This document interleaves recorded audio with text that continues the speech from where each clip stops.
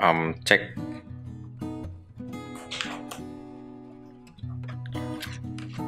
Ah, ya, di FM Podcast.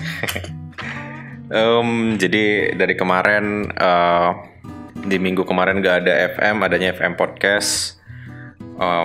Sekarang pun ada FM Podcast lagi, tapi minggu ini bakalan ada FM Talk. Jadi buat lo yang nge-subscribe channel ini gara-gara seneng main FM, bukan karena seneng sama gue,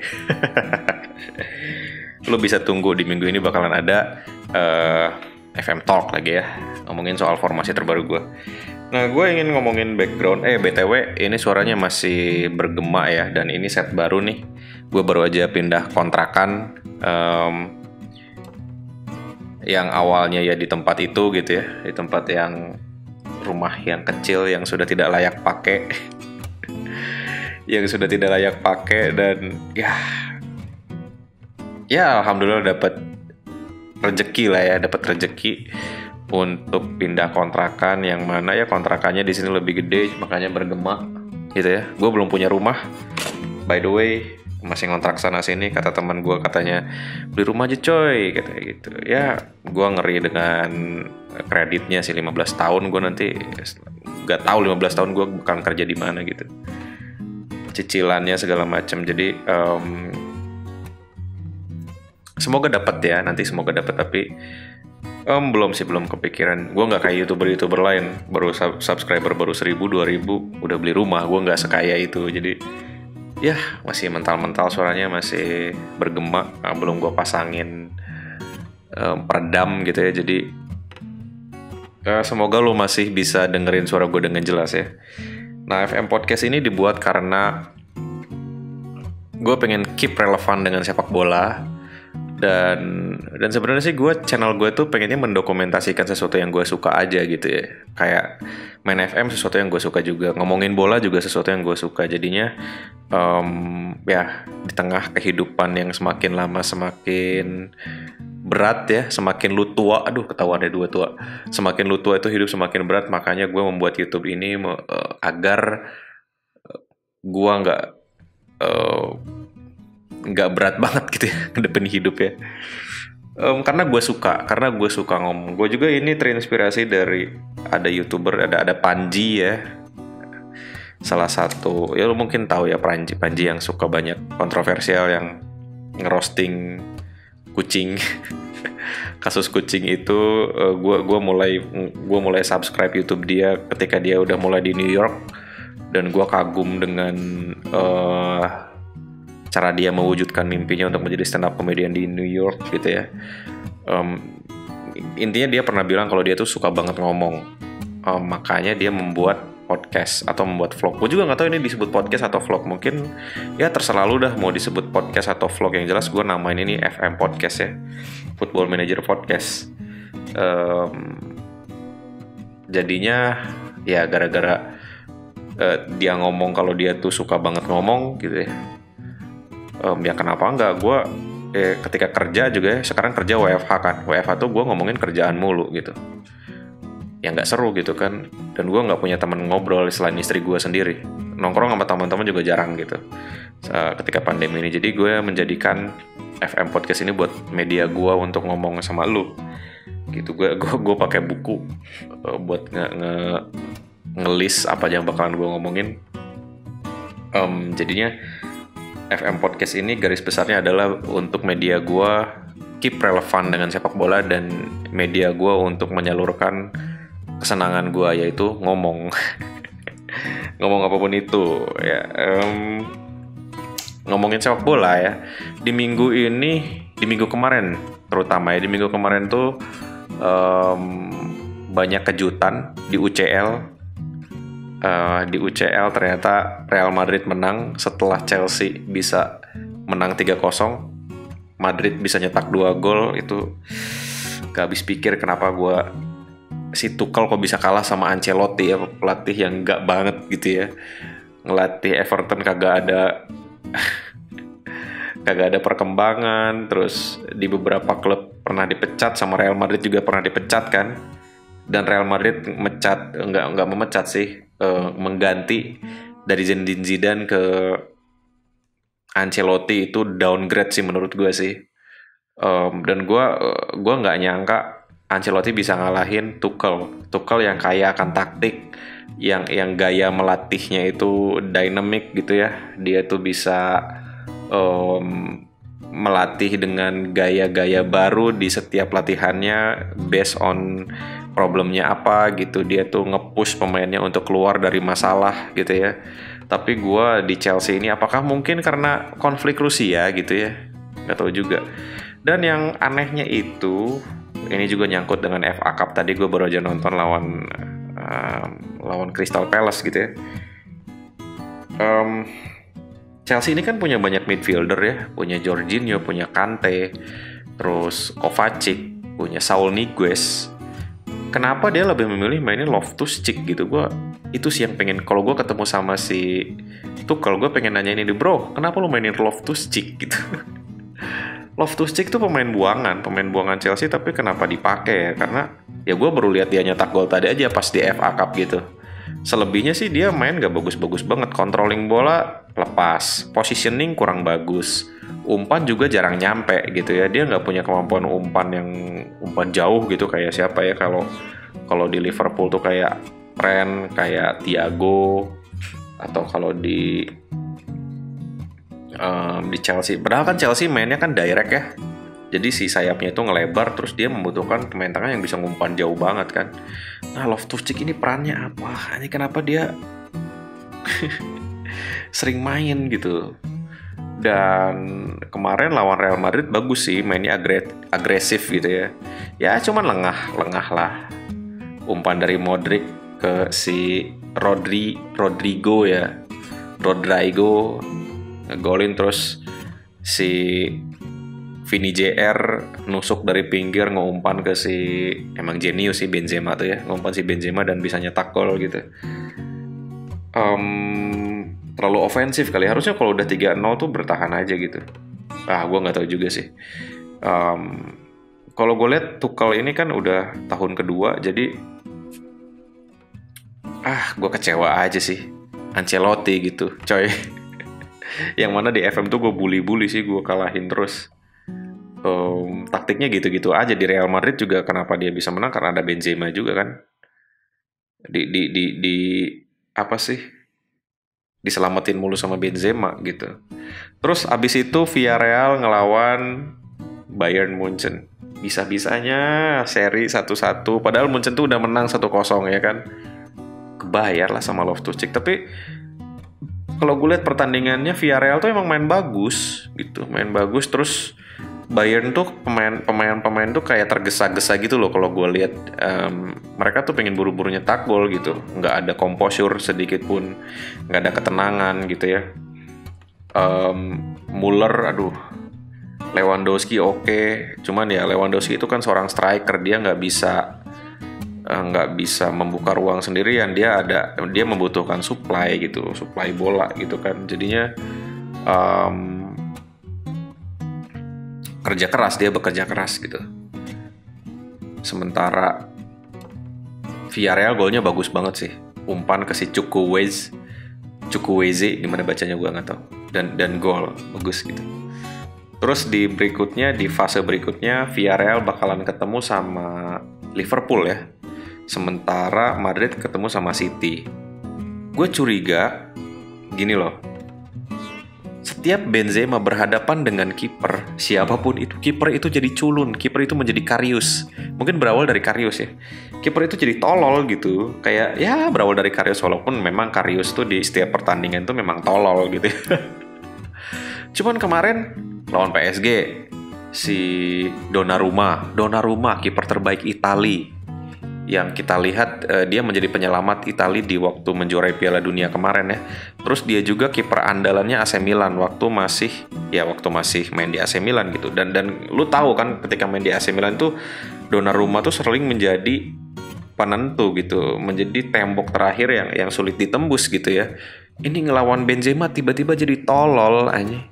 Terus Mendy berikutnya Mendy jadi tolol juga, anjing. Makanya gue curiga Real Madrid masuk final deh ya. Gue mungkin nanti gue akan melihat Ederson melakukan ketololan juga. Terus misalkan di final ketemu lagi sama Liverpool, Liverpool atau Villarreal lah mungkin ya. Anjing, gue kebayang sih kalau Real Madrid ketemu Villarreal akan menjadi final yang sangat sampah aja. Yang satu bertahan, yang main hati-hati dua-duanya itu. Bakalan seru kalau Liverpool City sih. Kedua-duanya main terbuka gitu. Cuman ya nggak tahu juga ya. Mungkin nanti ya ini plot twist sih. Nanti Villarreal ngelawan Liverpool dengan bermain bertahan gitu ya. Liverpool sulit membuka ruang, taunya Villarreal menang dengan counter attack gitu. Kalau kita lihat kan historinya si Unai Emery itu di pertandingan cup gitu tuh dia punya track record bagus ya di UEFA.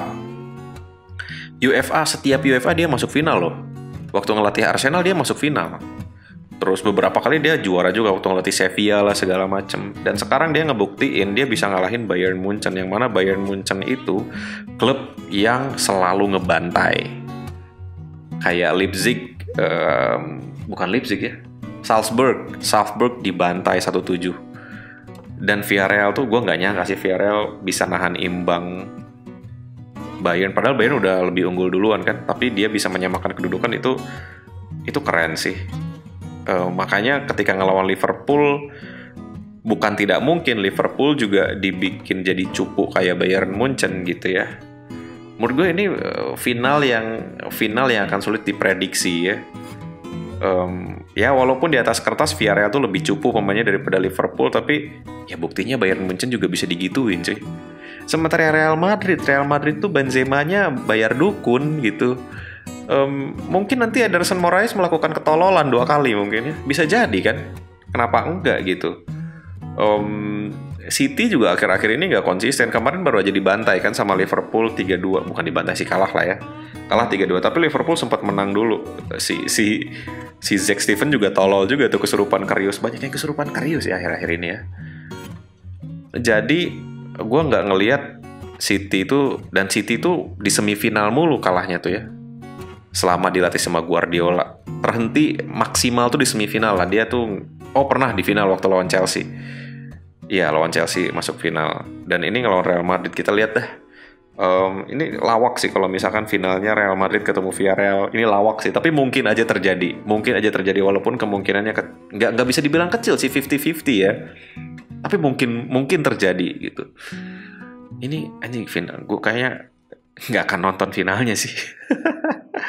Kalau finalnya 2 tim itu, waduh, nyebelin banget. Di 2 minggu kemarin tuh ya sampah lah. Kesampahan terjadi, kejutan terjadi gitu kan. Terus di sisi lain kita ngomongin IPL dulu. IPL pertarungan antara derby London, bukan derby sih. Ya, pertarungan antara 2 klub London yaitu Arsenal dan Spurs. Spurs kalah lawan Brighton. Di sini tuh kelihatan kalau Spurs tuh cupu lawan Brighton ya. Mana nih Spurs yang kemarin lawan Aston Villa bisa ngebantai 4-0, bisa menang ngelawan City, bisa menang ngelawan ngelawan Chelsea ya. Pokoknya bisa menang ngelawan klub-klub besar lah gitu ya di IPL. Kelihatannya tuh kok cupu ya ngelawan Brighton. Ini tuh gue bingung, apakah Spursnya yang cupu atau Brighton yang terlalu jenius gitu, pelatih Brighton yang terlalu jenius. Kalau gue lihat beberapa highlightnya ya waktu Spurs ngelawan City. Spurs tuh bisa memanfaatkan area sayap gitu, wide areanya tuh selalu bisa dimanfaatkan. Kalau lu nonton highlightnya lawan City, silahkan lu buka highlight lawan City yang waktu City kalah, area sayapnya tuh kosong terus. Begitupun ngelawan Aston Villa. Aston Villa tuh serangan balik area sayapnya kosong juga gitu. Nah, ngelawan Brighton ini pinter juga sih menurut gue pelatihnya Brighton. Brighton itu kan pakai 3-4-3 juga ya. Yang mana pergerakan wingbacknya si Conte ini, wingbacknya si Spurs ini tuh dijagain terus gitu. Dan gak dapat kesempatan cuy. Kesempatannya tuh dikit banget Spurs tuh yang bagusnya tuh. Gak kelihatan lah si Harry Kane, Son, terus pada akhirnya kan Harry Kane juga diganti, Son juga diganti gitu. Akhirnya Brighton di menit-menit akhir mencetak dengan si Trossard yang nyetak gol. Itu pun golnya bagus sih. Nah, gue berharap Arsenal menang sih. Jadinya fans Spurs yang yang ngerasa oh ini ya revolusioner datangnya Conte bla bla bla. Arsenal lawan Southampton Ralph Hasenhüttl 4-4-2, yang mana Ralph Hasenhüttl ini sering dibantai sama klub-klub besar. Dia pernah dibantar 9-0 9-0 apa sama Leicester gitu ya, lupa lagi. Lawan Arsenal kalah lah. Bodoh gitu ya. Bisa kalah gitu lawan Southampton. Dan kalau gue lihat Arteta tuh ya rekornya kalau dia menang beruntun. Asalnya kan Arsenal ini dari posisi berapa ya? Dari posisi bawah banget lah. Dia bisa ngangkat ke posisi 4, sempat di posisi 4 gitu ya. Sekarang turun ke posisi 5 disusul sama Spurs. Tapi masih utang 2 pertandingan gitu Arsenal. Jadi Arsenal tuh masih bisa menyusul Spurs gitu ya. Nah ini tuh momentum harusnya ketika Spurs kalah tuh Arsenal bisa menang gitu. Cuman ya namanya Arteta, ketika lagi menang beruntun, lagi kalah beruntun. Jadi bisa dibilang Arteta ini adalah pelatih yang konsisten ya. Konsisten, sering menang dan sering kalah, kok seimbang gitu ya. Mungkin pada akhir musim Arsenal akan diam di posisi tengah-tengah aja ya, karena ya itu gara-gara Arteta konsisten. Emang tolol sih.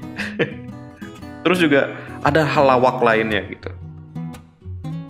MU lawan Norwich. Ini tuh gue nggak tahu ya, si Maguire, aduh anjing. Kenapa MU tuh sering mainin Maguire ya? Gue lihat ya, lu ya gak tahu ya. Gue lihat di TikTok beberapa kali tuh ngasih lihat kalau pemain-pemain itu udah empet banget sama si Maguire, udah sebel banget sama si Maguire ini. Ketika si Maguire main tuh pemain-pemain yang lain tuh pada sebel gitulah. Kayak ada video lucu di TikTok, mungkin lo temuin juga. Maguire itu pemanasannya ngangkat-ngangkat kaki ke belakang gitu ya, ngangkat-ngangkat kaki ke belakang. Taunya ketika corner kakinya nendang si Paul Pogba. Terus si Paul Pogba marah-marah gitu. Si Paul Pogba marah-marah gitu kan. Padahal cuman ketendang palanya gitu. Banyak kan pemain yang ketendang palanya, ya udah kalau tinggal ketendang palanya tinggal tidur aja, aduh sakit gitu kan. Tapi ini sampai dia marah-marah mukul-mukul tanah gitu. Pas gue lihat ternyata ditendang sama si Maguire, anjing. Itu tuh Maguire tuh aduh anjing. Kok tololnya sering gitu. Tapi sering dimainin juga gitu. Aneh banget jadi captain gitu. MU tuh kan punya Eric Bailly, punya Varane gitu. Terus siapa lagi? Diogo Dalot. Iya bukan Diogo Dalot, siapa sih? Lindelof, punya Lindelof gitu. Masih aja mainin Maguire. Terus ada adegan di mana si De Gea itu ditekan ya, di high pressing sama pemain Brighton. Maguire kosong, dia nggak ngoper ke Maguire, dia lebih memilih buang bola ke arah throw in gitu ya. Sesebel itu. Lu lihat gak sih waktu lawan Everton itu kan deflected ya, tendangannya si Anthony Gordon kalau nggak salah. Deflected terus gol gitu. Terus si De Gea-nya tuh anjing dia lagi.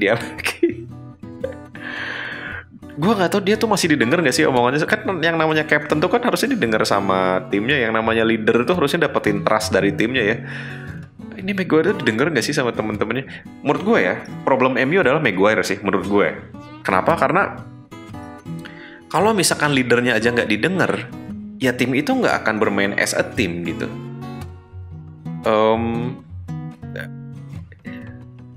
Kita lihat sejarah kaptennya MU itu kan Roy Keane, terus pindah ke Wayne Rooney ya kalau nggak salah ya, terus ke lupa lagi siapa sih, pokoknya pada akhirnya ke Maguire aja, yang mana Roy Keane itu benar-benar dihargain kan sama timnya kan, walaupun dia mainnya kasar banget gitu.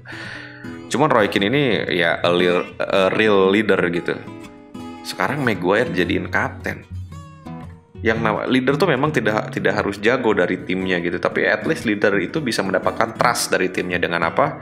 Dengan memprovide mereka, dengan memberi mereka offer, dengan memberi mereka pilihan. Kalau lu di lead sama gue kasih lu pilihan gitu, lu bisa main lebih bagus gitu kan.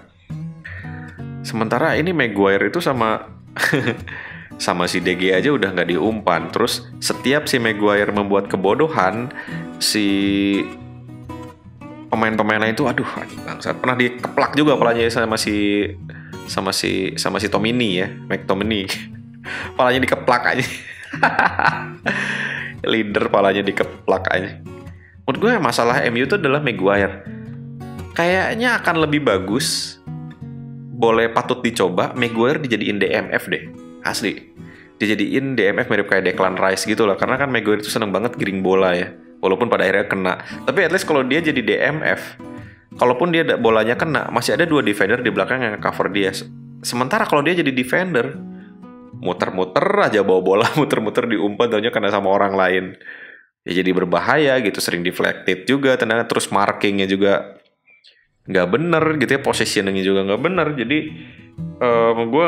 menurut gue masalah utama MU itu Maguire sih. Coba dah sesekali Maguire dan kapten. Ya, MU itu nggak memiliki kapten. Kapten mungkin bisa kasih ke Ronaldo mungkin ya. Ya gimana, Ronaldo jelek juga bukan salah dia, orang timnya aja kayak gitu. Ditambah lagi MU itu kayak orang-orang tuh nggak bisa ngeumpan cuy. Padahal kalau lu lihat pemainnya ngeri-ngeri loh. Ada Paul Pogba, ada Bruno Fernandes, sayapnya juga ngeri. Ada si Jadon Sancho, pemain termahal di MU. Terus sayap kanannya juga ada, sekarang tuh Loko nggak ya, ada Rashford gitu. Jadi pemain sayapnya juga oke. Aneh gitu, MU yang notabene-nya pemain-pemain bagus semua, umpannya tuh nggak tahu jelek menurut gue umpan-umpannya tuh.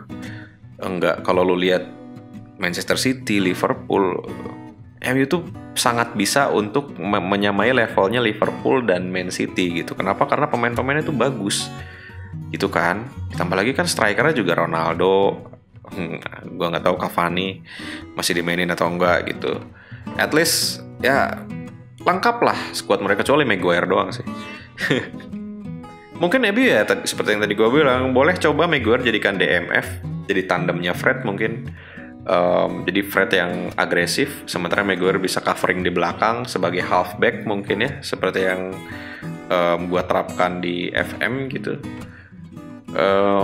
Mungkin itu ya nggak tahu ya. Kalau gue jadi Rangnick, gue akan bereksperimen sih, membuat si Maguire ini menjadi halfback atau defensive midfielder yang covering area pertahanan gitu. Nanti kita lihat lah kalau misalkan MU dilatih sama Erik ten Hag kayak gimana. Kalau gue lihat ya Rangnick aja yang katanya pelatih yang pencipta gegenpressing, pencipta direct play gitu ya. Jadi cupu waktu ngelatih MU itu banyak alasan lah. Wah, kalau misalkan klub ini punya masalah bertahun-tahun, berarti klub ini ada sesuatu nih, bukan salah gue nih gitu kan. Kita lihat Erik ten Hag, dan katanya Erik ten Hag itu bukan pelatih yang tegas-tegas banget gitu. Beda sama Van Gaal, terus sama si Rangnick juga. Katanya kan pemain MU tuh banyak yang manja ya. Kita lihat di eranya Erik ten Hag ini gimana gitu. Gue sih pengen lihat Harry Maguire jadi halfback ya. Kebetulan kan si Erik ten Hag itu main pakai 4-3-3 juga ya. Terus si halfbacknya itu bisa jadi striker gitu.